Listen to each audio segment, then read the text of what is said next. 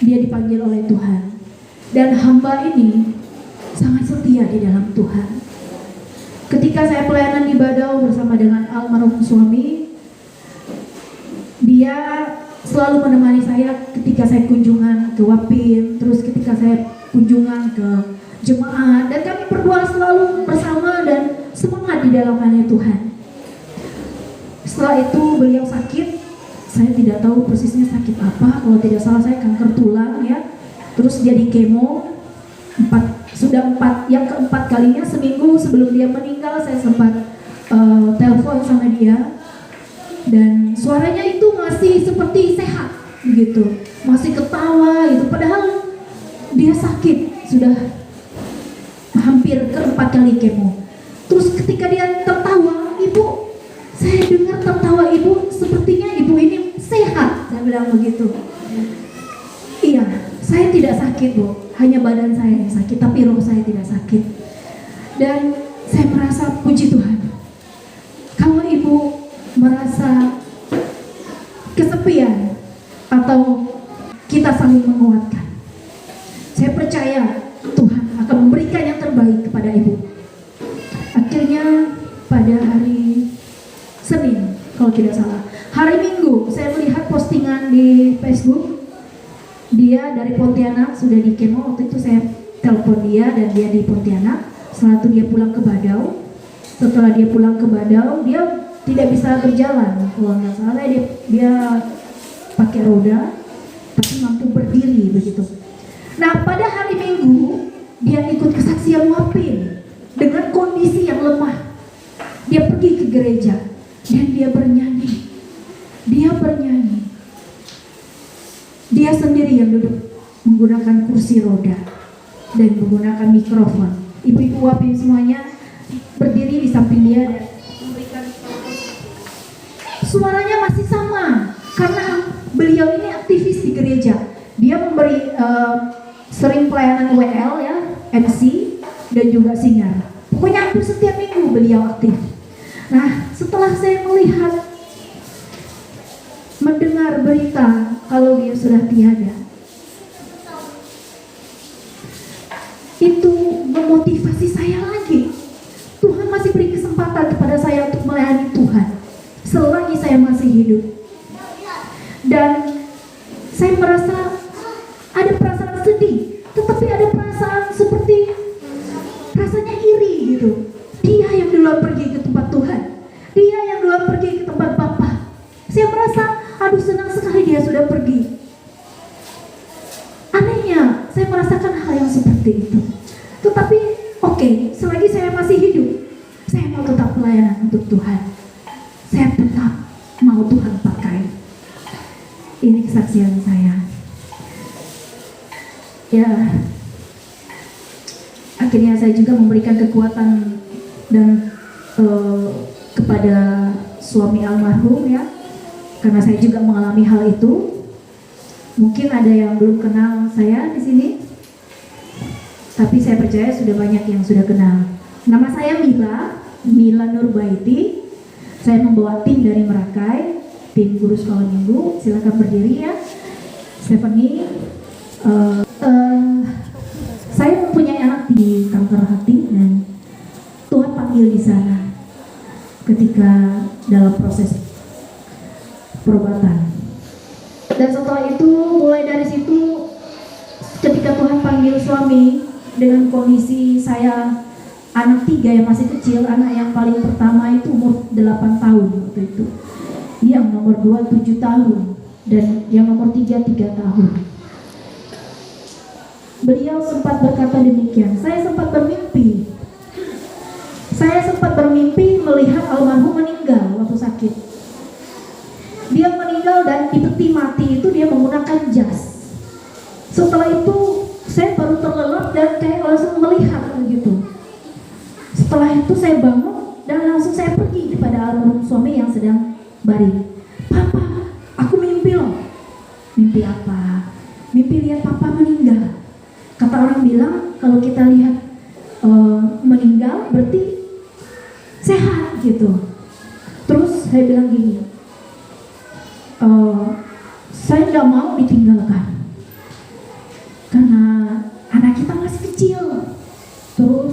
juga nggak punya kerjaan gitu. Terus akhirnya dibilang begini, dia dengan tegas mengatakan, kamu tidak punya hak melarang Tuhan mengambil saya, karena saya miliknya Tuhan. Ketika saya mendengar perkataannya itu, saya merasa kayak ditampar seperti itu. Dan saya merasa, kenapa dia tega mengatakan hal itu kepada saya? Ternyata hatinya itu sudah miliknya Tuhan. Dan saya sebagai manusia yang masih banyak proses dalam pertobatan, merasa belum siap. Tuhan belum panggil.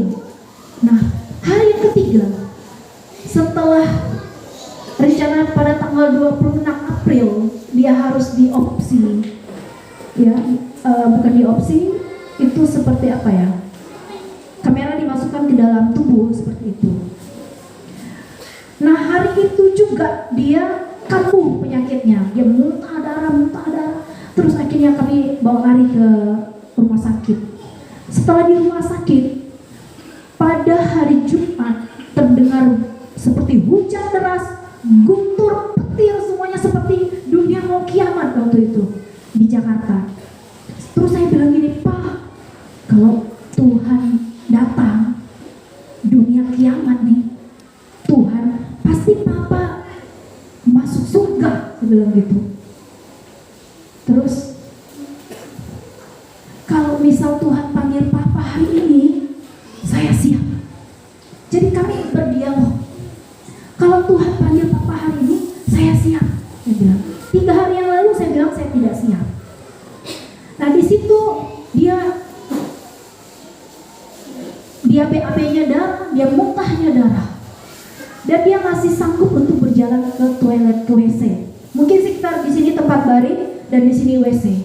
Jadi dia berjalan pelan-pelan untuk pergi ke WC, saya temenin. Ketika dia sudah di WC, dia BAB itu keluarnya darah semua. Nah, di situ ketika dia lagi duduk begini, tiba-tiba dia tuh semua badannya mati. Begini. Di situ saya teriak, "Dokter, tolong!" 1 orang pun tidak ada yang datang. Saya bilang sama Tuhan, "Tuhan, mengapa ini terjadi?" Saya mengatakan demikian. Setelah itu dia sadar kembali dan dia langsung bilang, "Kamu tidak boleh menyalahkan Tuhan." Di situ saya dipukul lagi sama Tuhan. Tuhan, ampuni saya. Padahal yang sakit siapa? Yang berontak siapa? Seharusnya saya tidak berontak. Seharusnya dia yang berontak karena dia sakit. Akhirnya dia duduk kembali. Dia pelan-pelan duduk lagi di WC. Dan saya panggil adik saya, "Tolong bantu saya." Dia tidak mampu berdiri lagi. Setelah itu dia berdiri. 1 langkah duduk di kursi. 1 langkah duduk di kursi. Sampailah dia ke tempat tidurnya. Setelah dia sampai ke tempat pembaringan, tempat dia tidur, saya bilang sama dia, "Sekarang dengarkan saya. Jangan lagi bangun dari tempat tidur. Biar saya yang ganti pempesnya. Jangan bangun lagi." Akhirnya dia mendengarkan apa kata saya. Di situ baru saya sadar. Mulai dari jam 1 dan jam 2 kami sampai di rumah sakit, sampai jam 5 subuh tidak ada penanganan dari dokter. Sekali diperiksa katanya kurang darah. Saya berusaha mencari darah, mendapatkan 3 kantong, tetapi tidak diberikan. Setelah itu saya bilang, "Tuhan, minta mujizat-Mu Tuhan." Terus ketika saya bertanya kepada dokter, "Dokter, saya harus bagaimana?" Dia kesakitan. Dokter datang, "Oh, Ibu tenang, nanti kami tangani." Setelah itu dokter datang, dia mulai tenang kembali. Itu sudah mujizat buat saya. Terus saya mungkin hampir 40 kali saya memanggil dokter waktu itu. Dan dokter seperti ini. Di sini tempat kami dokter dan tidak ada penanganan. Sehingga saya berpikir, saya bilang di dalam hati, saya kecewa kepada rumah sakit dan saya kecewa pada dokter waktu itu. Sekitar jam 6 sore, ini agak lama berarti saya khotbah ya, ini saksian ya, belum khotbah ya. Sabar nak, kira-kira bagaimana? Tidak apa-apa? Tidak apa-apa ya. Ini orangnya sudah meninggal, tetapi dia punya kehidupannya itu menjadi berkat terus, disaksikan terus. Begitulah kematian orang benar, selalu menjadi berkat bagi orang yang hidup. Amin. Ya, tepuk tangan untuk Tuhan dulu. Nah, mulai saya urus semua administrasinya, BPJS-nya, terus pokoknya semua urusan di dokter saya semua yang tangani. Ketika saya mengurus semua administrasi itu, saya tidak pernah berurusan sebelumnya. Jadi saya berpikir saya tidak bisa ngurus ini, tidak bisa ngurus itu, saya tidak berani bertanya, tidak berani mengungkapkan. Tetapi saat itu kondisi yang memaksa, sehingga semuanya harus saya yang urus.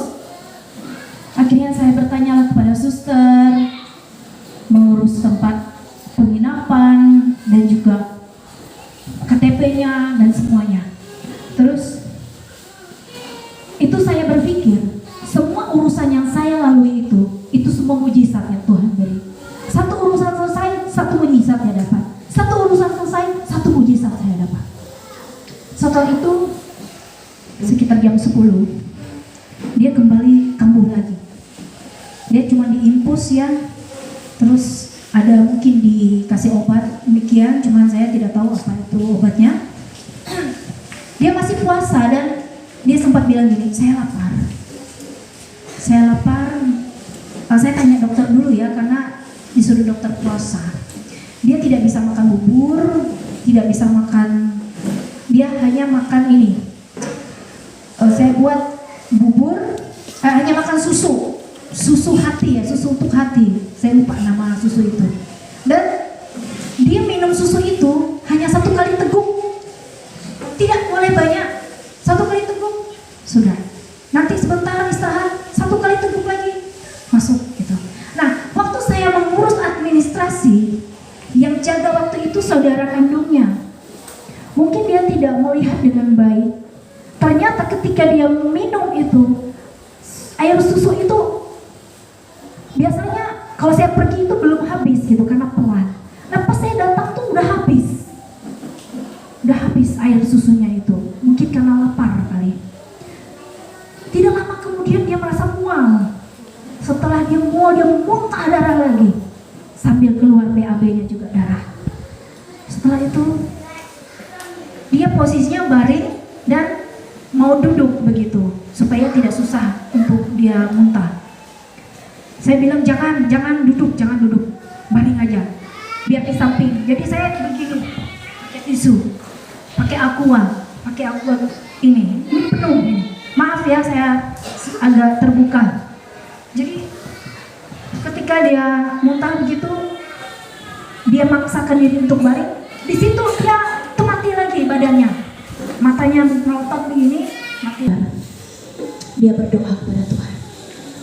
Dia berdoa sampai 15 menit dan sampai suaranya itu senang. Dia berdoa menyerahkan istri, anak, mertua, keluarga di kampung. Pokoknya dia serahkan semua kepada Tuhan. Setelah selesai berdoa, saya di samping dia. Setelah selesai dia berdoa, dia bilang begini, sekarang saya mau istirahat. Kalian tidur, dia bilang begitu. Kalian makan, kalian tidur, saya mau istirahat. Saya kaget dengar dia ngomong begitu.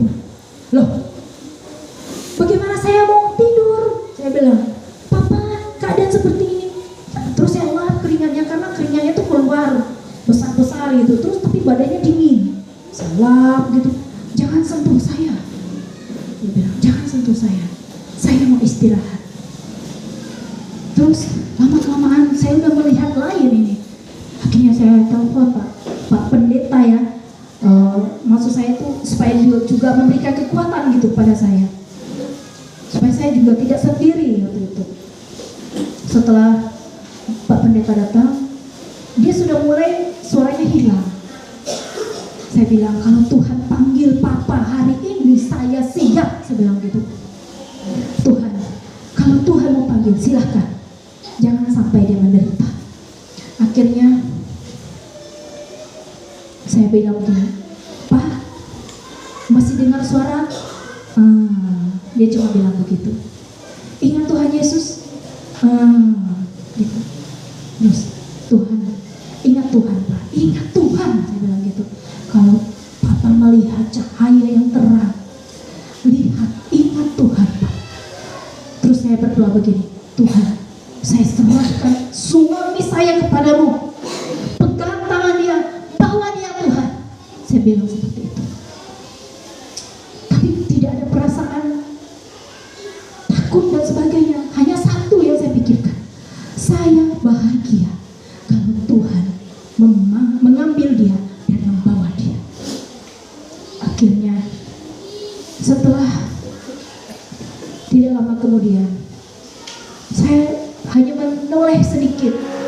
Dia menggunakan oksigen seperti balon begitu. Tiba-tiba oksigen itu hanya tidak begini lagi ya, tidak kembang kempes gitu. Jadi kembang terus.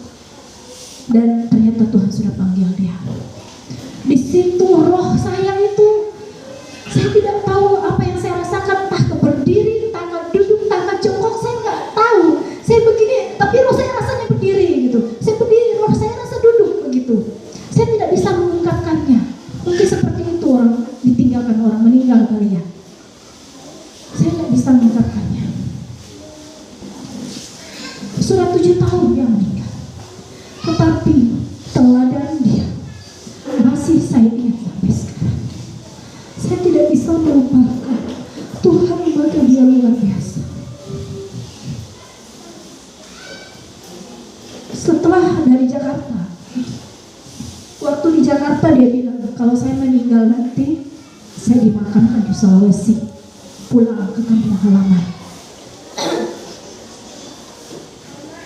Akhirnya saya bersama anak-anak 3, saya suruh ke Jakarta. Dari Jakarta kami pergilah ke Sulawesi. Tuhan baik.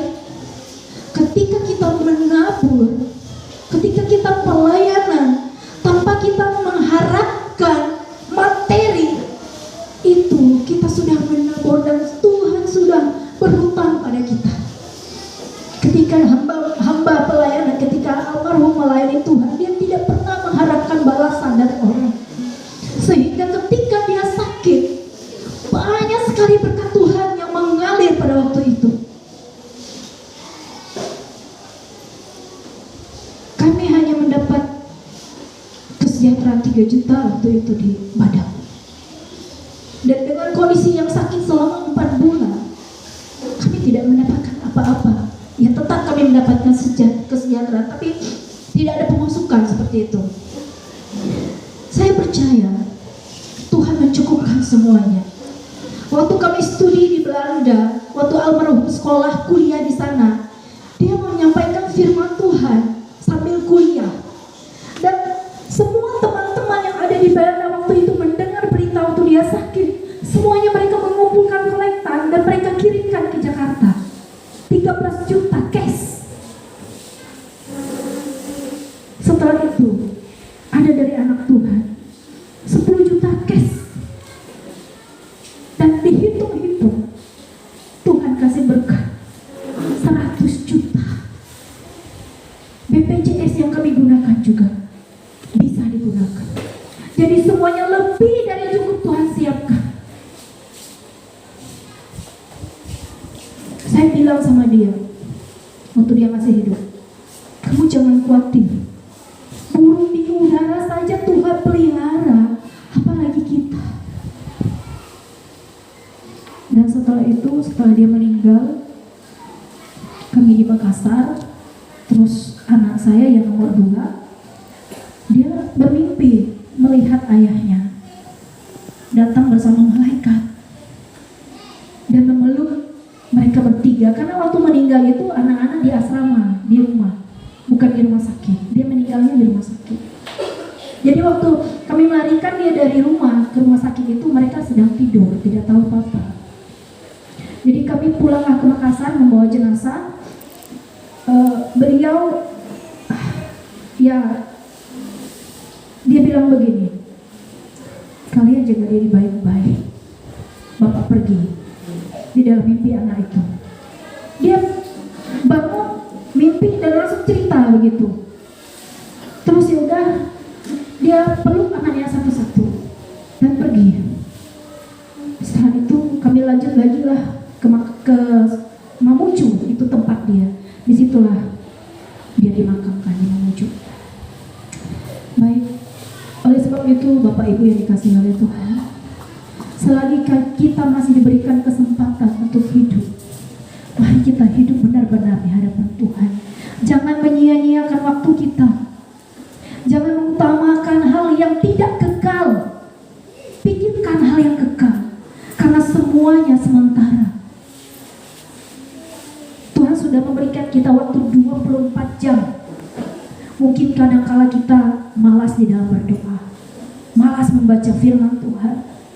Ketika kita dilibatkan di dalam pelayanan, maaf saya tidak ada waktu, saya harus ke sini, maaf saya tidak sempat. Ingat, kita sementara di sini. Waktu itu adalah kesempatan yang Tuhan berikan pada kita. Tuhan mau pakai siapa saja. Kalau anak Tuhan atau manusia tidak bisa memuji Tuhan, Tuhan bilang di dalam Alkitab, batu pun bisa bersorak untuk memuji Tuhan. Amin. Amin.